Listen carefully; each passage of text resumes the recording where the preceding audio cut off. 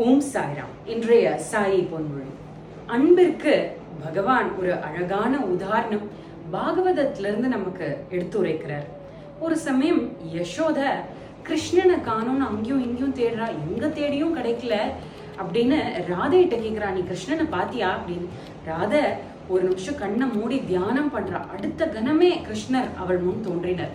இங்க யசோதைக்கு ராதை போன்ற பக்தையுடைய அன்பை உணர முடிஞ்சது.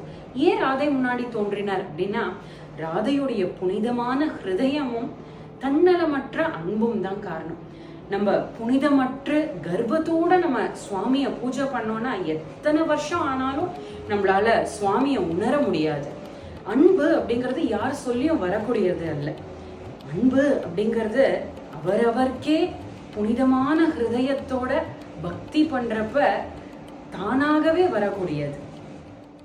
அழகா அமரா எமை ஆண்டருள்வாய் குமரா, கந்தா கடம்பா எம்மை காத்திடவா முருகா, வடிவேல் முருகா வரம் வழங்கிடவா முருகா, திருமால் மாறுகா குறை தீர்த்திடவா முருகா, பரமன் பூதல்வா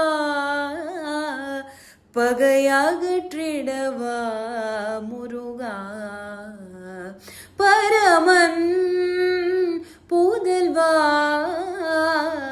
பகையகற்றிடவா முருகா, அழகா அமரா எம்மை ஆண்டருள்வாய் குமரா. மீண்டும் நாளை சந்திப்போம்.